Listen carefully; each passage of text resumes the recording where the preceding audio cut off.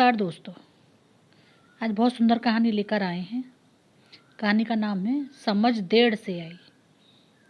संदीप और नेहा की शादी को 7 साल हो चुके थे।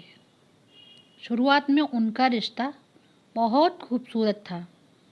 हर छोटी बात में खुशी, हर मुश्किल में साथ। लेकिन जैसे जैसे समय बीतता गया, संदीप बदलने लगा। काम का तनाव, जिम्मेदारियां और गुस्सा। नेहा हर दिन कोशिश करती कि घर में खुशियां बनी रहें।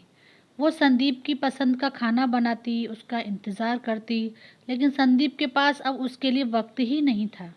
एक दिन नेहा ने प्यार से कहा, संदीप, हम पहले जैसे क्यों नहीं रहे? संदीप झुंझलाकर बोला, ये सब फालतू बातें मत किया करो, मुझे बहुत काम है। नेहा चुप हो गई, लेकिन उस दिन उसके अंदर कुछ टूट गया। धीरे धीरे उसने बोलना कम कर दिया, हंसना कम कर दिया और उम्मीद करना भी। एक रात संदीप देर से घर आया। नेहा दरवाजे पर नहीं थी, ना ही उसने कुछ पूछा। संदीप को अजीब लगा, लेकिन उसने ध्यान नहीं दिया।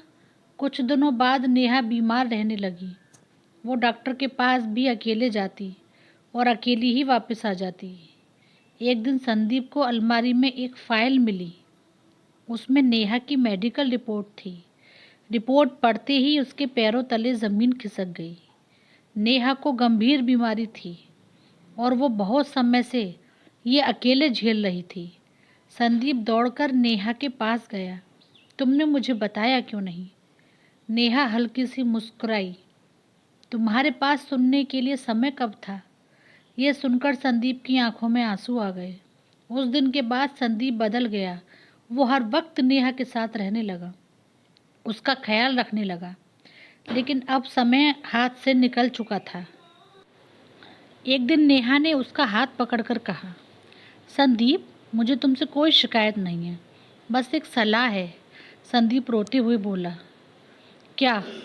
नेहा बोली, रिश्तों को समय पर संभाल लो, क्योंकि बाद में पछताने के लिए सिर्फ यादें बचती हैं और यादें कभी वापस नहीं आती।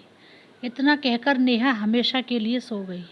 संदीप अकेला बैठा था उस घर में जहाँ सब कुछ था, बस नेहा नहीं थी।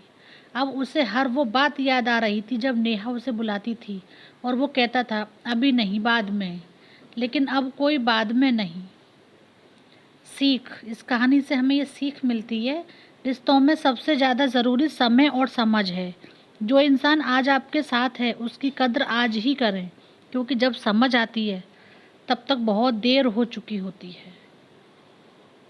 कहानी पसंद आई हो तो चैनल को सब्सक्राइब करें।